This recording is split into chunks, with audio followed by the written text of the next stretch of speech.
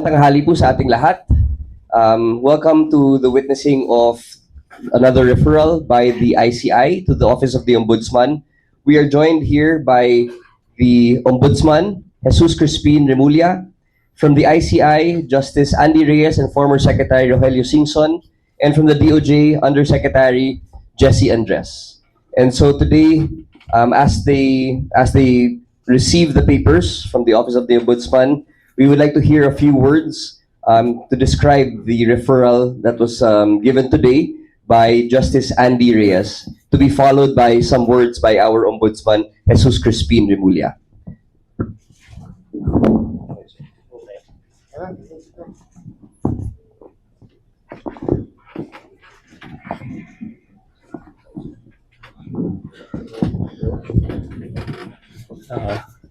Good morning to all of you, and good afternoon to all of you. Today, we'll be submitting our interim report and recommendation to the Office of the Ombudsman on the alleged involvement of several DPWH officials and employees in obtaining bribes of unwarranted monetary benefits from flood control projects. We recommend the filing of criminal and administrative charges against the following: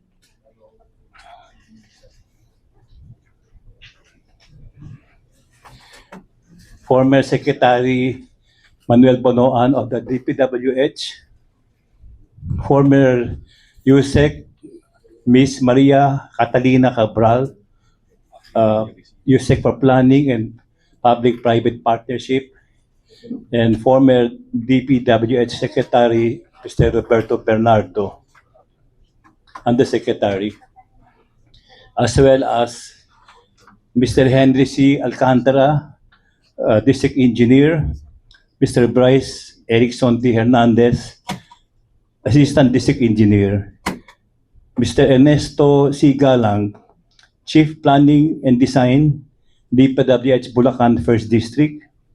Number 4, JPB Mendoza, position Chief Construction Section. Number 5, John Michael E. Ramos, position Project Engineer. Number 6, Ms. Irene D.C. Ontinco, position Engineer 1. Mr. Joshua Blitz S. Rojas, position Engineer 1. Mr. Bernardo P. Villaferte, position Engineer 1. And Mr. Ermir S. Villanueva, the owner of Top Notch Construction. I'd like to introduce to you our two detailed lawyers from the OSG, Attorney Richard Garbel Villasol and Attorney Ryan Patrick Tumagos. They are our new volunteers and detailed from the OSG. At this point, may I just say that our budget process is going on smoothly and it should be approved in the regular course of government business. We look forward to hiring more lawyers and more investigators. We expect a tremendous increase in our work efficiency and output. We feel aggrieved in what has been committed against the monies of the Filipino people. We condemn the white-collar criminality. We condemn the ninja style of manipulating the budget so as to please a few greedy few. We thank you for your message of support. We thank you for your patience. We will relentlessly continue the battle against corruption. Maraming salamat po sa inyo lahat.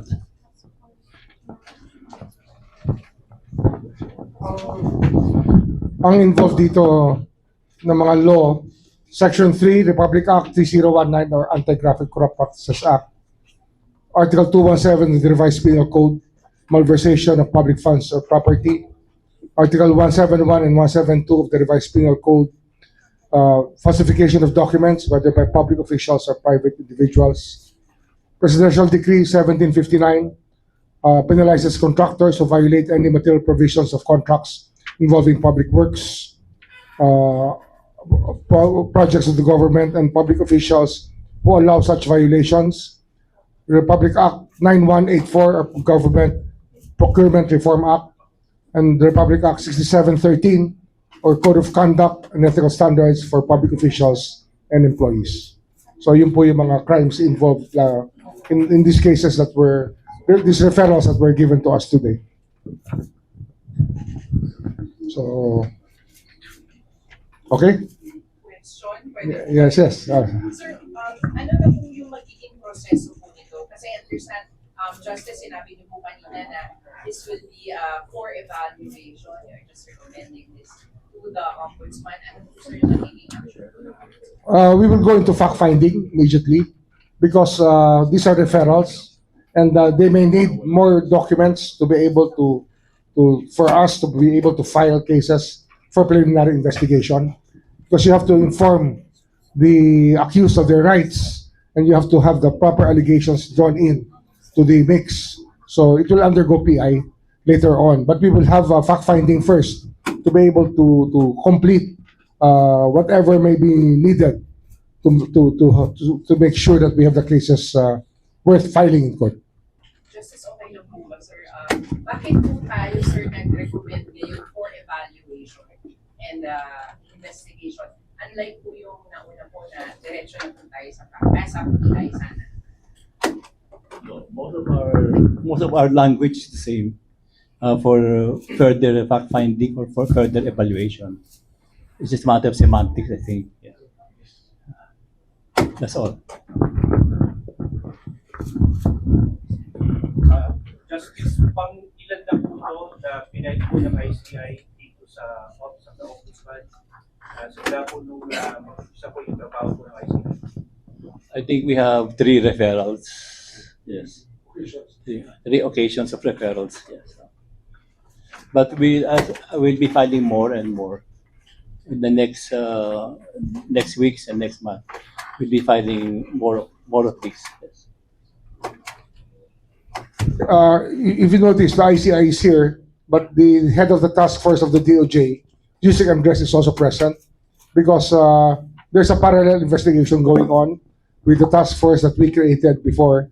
The DOJ, which he heads, which Usec heads, which includes the MPI within their team to conduct fact-finding also and for filing for PI also if the people involved are salaries grade below 27. But just the same, in their study, the studies being conducted by the DOJ, it appears that there are more people involved higher up the food chain. We need to say, cognizable probably by the Sandigan Bayan also. Yun ang mga nangyayari ngayon dito. And of course, you know that former Secretary Babe Singson came from the DPWH and he understands the language perfectly. That's why he was drawn into the picture of the ICI so that the technical knowledge will not be behind. There will be no more learning curve when it comes to the technical knowledge for public works projects. General. Sir, for uniformity lang po and easier language, the recommendations and referrals, can we refer to them as complaints very on this?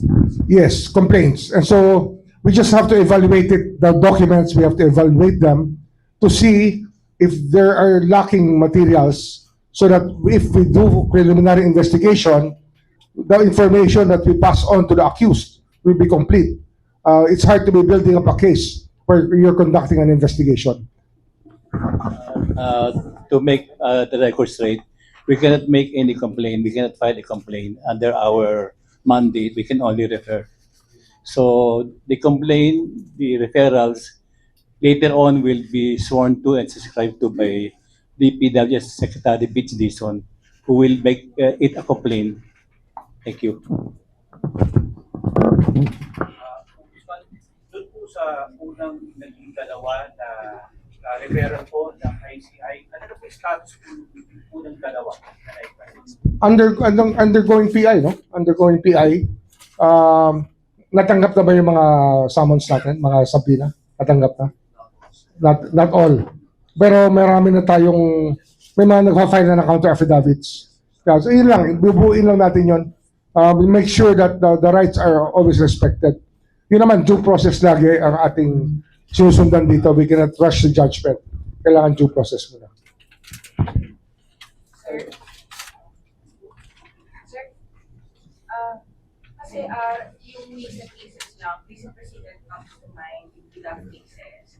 Tapos yung PDAF kasi sir, di ba, talagang ang accountable officer dun sa fund, yung ombudsman or senador. Kasi allocation mo yun in your position as a member of the Senate and a member of the House of Representatives. Kaso lang, by experience din sir, covering this and also alongside the Ombudsman, laging nagiging rulings, hindi nakakasuhan or na-acquit yung member of the House and member of the Senate dun sa PDAF cases kasi yung actions daw nila recommendatory lang. Usually gano'n, recommendatory lang, walang direct link. Even though yung fund na yun ay allocation yung for their office.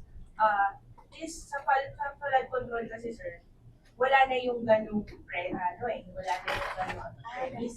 Hindi na talaga yung fund naka-allocate sa DPWH, hindi sa mga members of legislature. Parang, do you think mas mahirap i-prove yung liability nitong mga members of Congress, yung mga politikos sa flood control as compared dun sa PDAF na talagang office allocation yun ng office mo or not necessarily kasi itong fund nito, I understand, sa DPWH mo ito nakalaga hindi dun sa office nila ng mga members of Congress. Well, yung PDAF kasi, allocated yan to each congressman as a fund that they can use to fund different pet projects supposedly. I remember I was a congressman before. Ang concentration namin sa district ko was scholarships and medical assistance.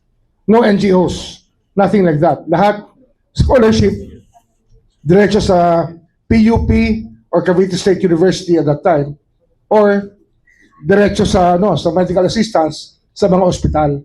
Ang nangyari kasi diyan sa PDAF cases, they brought it to the different NGOs which supposedly implemented the projects. How the Sandigan Bayan was able to appreciate the facts is beyond me because I was not part of the trials. I haven't read the decisions except for one or two decisions. And we're going to, this is why we're calling the attention of, we called the attention already of Senior Associate Justice Leonel so that we can have a dialogue to make sure that everybody's on the same page when it comes to treating cases. Di ba? Kasi nga, ang kalahati ng judicial system sa kanila eh. Di ba? Justice system natin. Hindi naman kami lang eh. Kasama ang korte. Kaya dapat, on the same page kami kung saan kami nagagaling. Yun naman, I will not cast judgment on anybody. Sa akin lang, we just have to belong to the same page. We have to be on the same page when we start trying these cases. Di ba? Kasi ano yan eh. What the evidence we present here will be the same evidence they will appreciate. And the witnesses we will present in court will be the same witnesses that will be part of the decision. So the dialogue just has to happen so that we're on the same page. I think that medyo klaro na yun, di ba? Sir, mas mahirap ba i-prosecute now? Given na yung fund ay nasa Actually, may madaling i-prosecute dito. But actually, hindi mahirap po. Parang pareho lang eh. Kasi yung PDAF cases are ghost projects din yan eh. They went to NGOs supposedly with beneficiaries who were fake beneficiaries. Di ba? So nawala yung pera, where it went, it was never explained. Pwede mo mawala ang pera ng ganun-ganun lang kung walang kukuha. Yun lang naman ang tanong dito, di ba? And I think the narrations of the DPWH people, Henry Alcantara, Bryce Hernandez, are more or less complete and very vivid. We saw the pictures on the table, the money on the table. I think 300 billion yun na sa picture na yun, no? Yung ba nawawala na lang ng parang bula yun para walang managot. Yun lang naman yun eh. I think that we just need a dialogue with them. So I think that on Thursday, Senior Associate Justice Lonen will be with the Sandigan Bayan, and we will be talking to them also. Both, maybe separately, Saj Lonen and the Sandigan Bayan Justices. Kakausapin din namin. Sir, follow up lang po. Sir, gaano katibay na po yung mga ebidensyang inihawak natin o hinahanap po natin? Kasi puro testimonial po, most of it. Nababack up naman po ba ito ng mga dokumento, iba pa po evidence? Alam nyo, AMLA is not always, will not always tell you the story. Kasi we're a cash economy. Di ba? So, we will have to follow a cash trail somehow. And we intend to pursue that. Ombudsman, considering po yung mga evidences, witnesses, kailan may timeline po kayo kung kailan talaga makakasuhan ng Ombudsman o mga sangkot dito sa mga flood control projects sa lupa? Anong stage tayo ng PI sa So, we're already receiving counter affidavit. counter affidavit? We're already receiving the counter affidavits. So, let's say we receive the counter affidavits within this week. Within this week. Next week, we can already have a resolution. The teams, the panels in the PI can already have a resolution. And once the resolution is approved by the panel, it will go to my office and then instruction for filing already. So hopefully, kung ngayon ay November 4, by November 11, baka meron na kami na file sa korte. Hopefully, pag nakapasok na yung mga counter affidavits and submitted for resolution. That's Jesse. On the Yeah. part of the Department of Justice and NBI Investigation Task Force, we have already filed 5 cases for preliminary investigation. And the first hearing date is on November 10. So we expect the counter affidavits to be submitted on that day, and most of them have been served already. So in addition, the approach we're taking is not only with respect to the DPWH officials involved in the misuse of funds.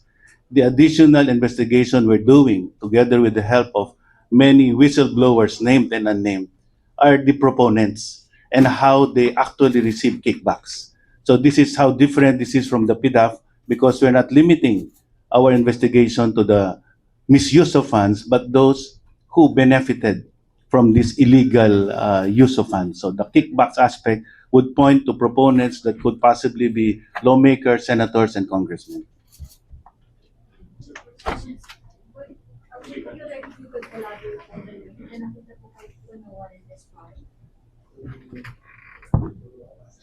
I think I had the discussion earlier with former Secretary Singson and Justice Reyes, and it's some of it can be attributed to gross inexcusable negligence, if I'm not mistaken. Being the Secretary of Public Works, it was his job to make sure that things happen properly. I think that's one of the recommendations, is really to charge them with gross inexcusable negligence. The same case that we'll be filing against, probably under study now, the Speaker of the House, former Speaker of the House, Martin Romualdez. Sir, can you elaborate yung kay Speaker Martin Romualdez? Ano na po yung proseso natin? Ano na po yung hawak natin kung meron pa na evidence? Hindi kasi when we look at the Saldico cases, and the whole pattern that happened, it was really Saldico working with some senators that came up with a final version of the budget. And the plan was laid out there. If fingers do not point to the Speaker, former Speaker, as the leader of the House, he was responsible for the appointment of Saldico. Although Saldico was elected on the floor, everybody knows that it was the Speaker's choice. That's why we have to hold him accountable for that. It's a novel theory. I know we're crossing the boundary of normal legal theory, but we have to stretch it a bit. Kasi nga, the whole government machinery and the Filipino people suffered damages due to the acts of Saldico. And if there's nothing criminal about it, then it's negligence at least. We have to go there. We have to go we have to tread that path already. That nothing is excusable here. At the least, negligence should be charged against those who were responsible for their offices. Ano yan leadership principle yan The buck stops with you. Sir, meron ba tayong mga ipapatawag na mga tao na involved sa investigation naman po, yun nga po, Speaker Romualdez, TV Saldico, yung mga staff niya, paano po ba natin nakikita yun? Well, we're trying to locate Gutesa if he's going to go back to testify, but we don't know yet. We're looking at all the narrations as a whole, as a whole. All the narrations from the beginning of the Senate trials that led to these revelations, all of them will be used in putting up the theory of gross excusable negligence.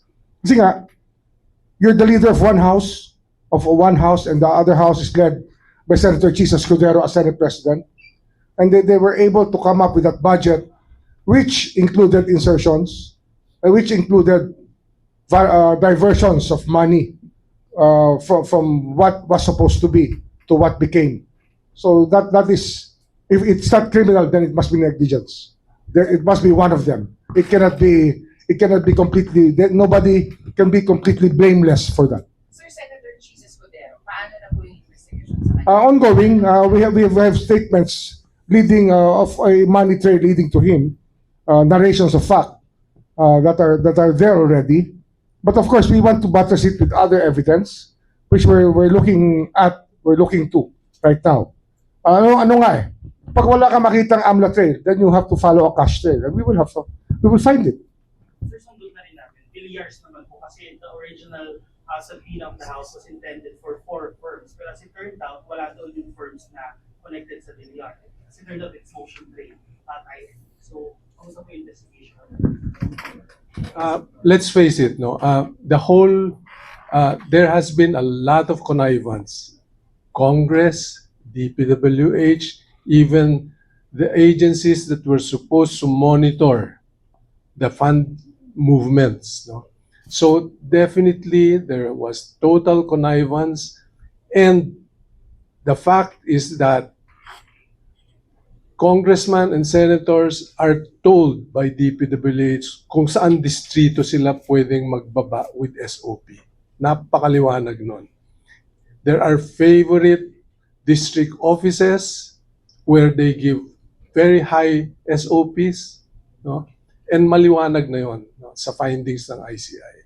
So it's a matter of identifying people who were involved in the connivance that really brought this whole government machinery system total breakdown. The process to us, especially coming from DPWH, is already very clear. Without the role of DPWH officials, hindi mangyayari to. At sir, aabot din hanggang sa mga secretary. Umabot na nga eh. Lahat. Wherever it leads. Because it did not start the last 2 years. It started way back, started in tiny bits in 2018, started to grow. When they perfected the system, it started in tremendous leaps and bounds. Ano nga, sa Villar, we may be putting up a new task force for the River Drive and for the flood control of Las Piñas. Bacoor, Las Piñas area. Kasi, andun yung mga lupa na nag-benefit din eh. They're the landowners also that benefited from that. So we have to look at that also. We're forming a new task force for that. Just for Villar itself. Yung Zapote River Drive, together with the Bacoor properties that were boundaries on the rivers, no? Dinaanan ng river. There were improvements made in that area. That's one thing that has to be looked at. Ano yun eh? Pag tigaroon ka, pag dumaan ka ron, alam mo kanilang lupa yun. Nakita mo yung river wall. Tanong mo, sino ba gumastos? Gobyerno o sila? Ganun kasimple yun. It's as simple as that. So we will determine that later on. Sa costing ng project na nangyari doon. By the end of the year, ilan kayong posible na makasuhan natin? Sinasabi kahapon ng DPWH Secretary 60 raw. Kakayanin ba na idea lang pa yun o sakay mo si Pagpapanagot? Pwede umabot ng ganun. Baka hindi lang eh. In fact, the one question to me earlier this morning, I was with the members of the diplomatic corps. Yung isang ambassador, the ambassador of Denmark asked me a question. Do you have the absorptive capacity to file all of these cases? How many people do you have at the Ombudsman and how many cases are there? Sabi ko, wow, that's a good question. Kasi nga, we have 1,400 people here in this office. Kasama na ang Luzon, Visayas, Mindanao offices. And if you look at that, ilan ng lawyers natin dito? 400? Roughly 400 lawyers. But if you look at the number of cases and the number of projects, you're looking at more than 1,000 projects na may problema. That's around 3 cases per lawyer only.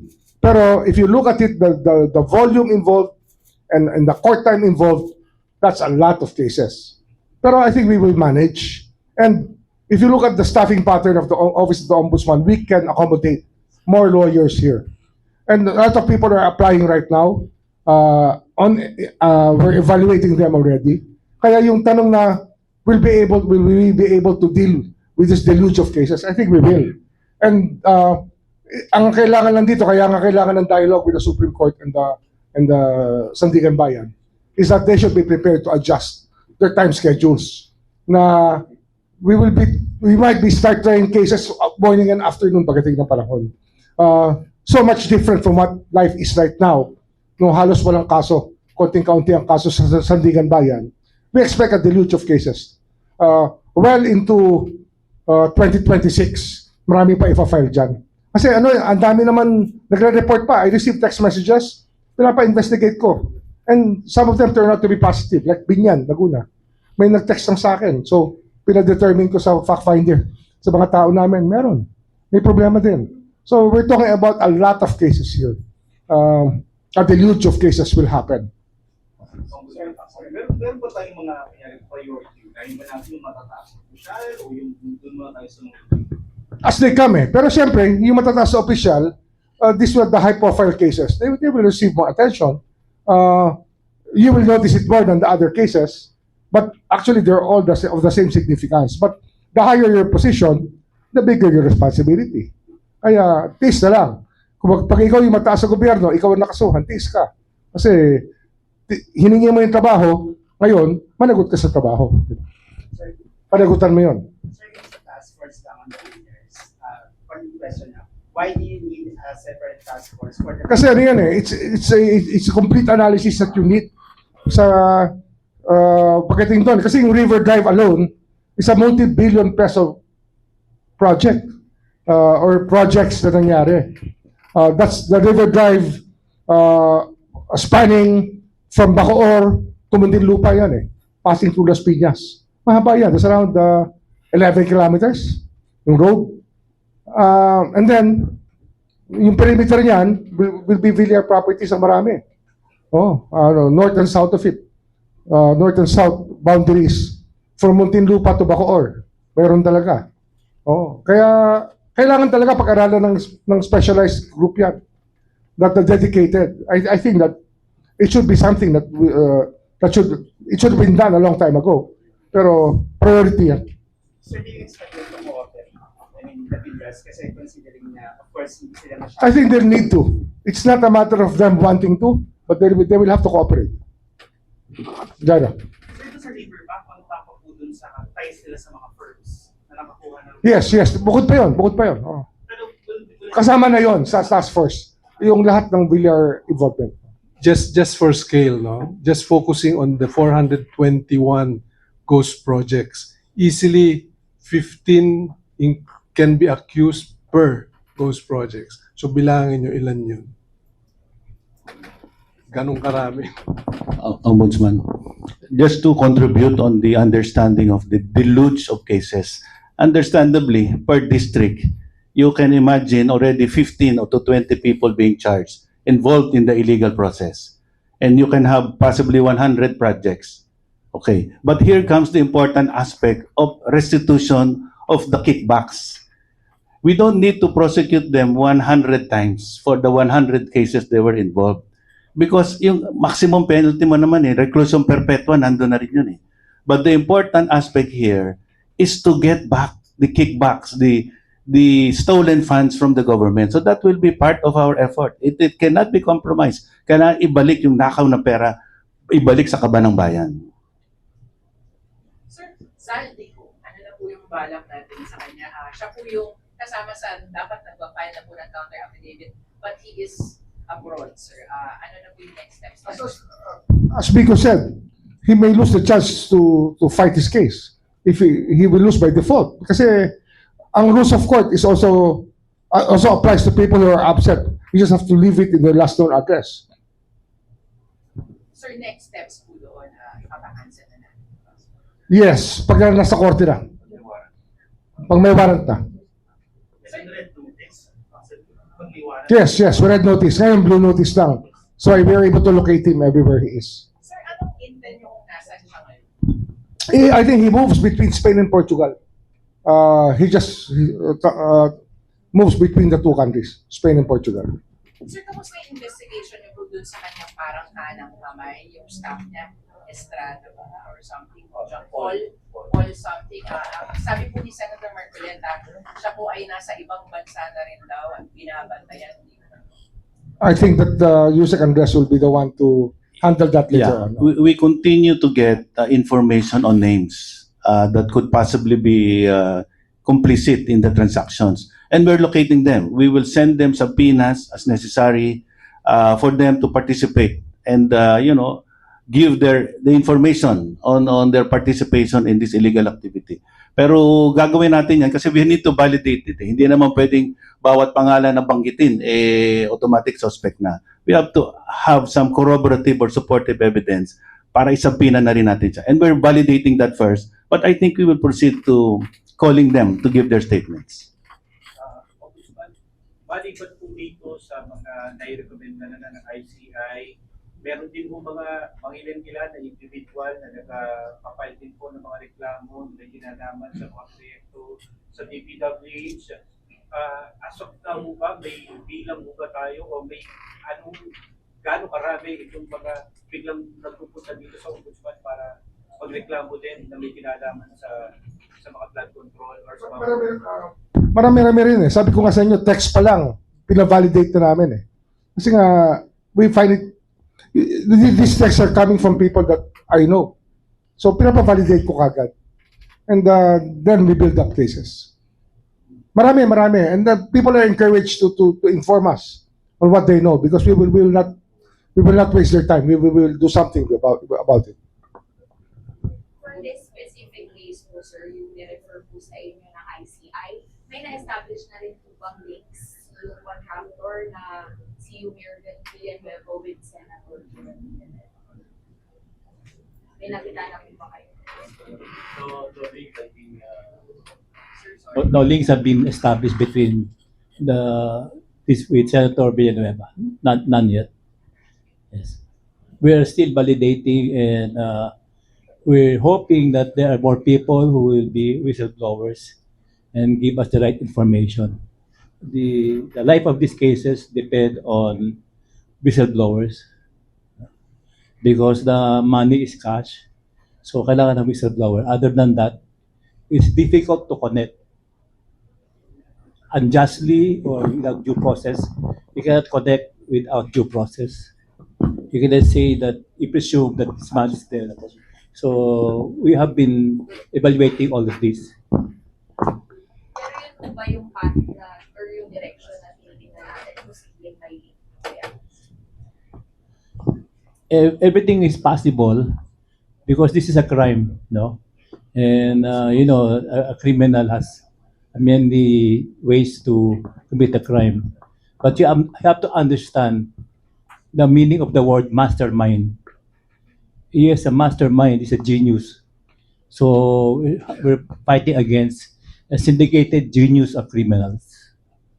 Thank you. We'll accommodate one more question. Okay, one more. Yes, sir. Sir, question ko, sir, sa Visayas po, it's them. Tapos, marami na naman po tayo makita ng flood. Sir, what is our assurance na po na hindi na tayo nakatutok dito sa Luzon area? Paging sa Visayas area na natin. Well, the investigation will be regardless of geographical area. Kahit saan pa nangyari yung krimen yan eh. We just have to be able to investigate it properly. And I think that the executive department has been moving and is equipped to deal with the flooding happening right now in the Visayas. And if you look at it, it's really this flood control. I don't know why it became a major program of the DPWH from 2016 ba yan?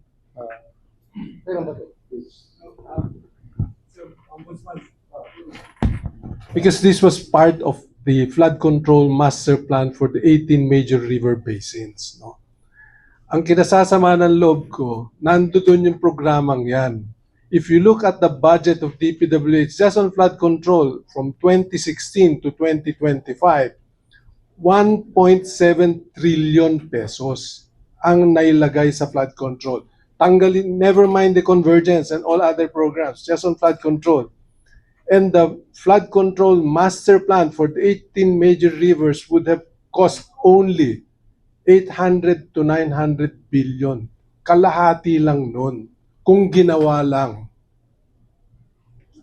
ng tama. Last note na lang, no? May last note lang. Kasi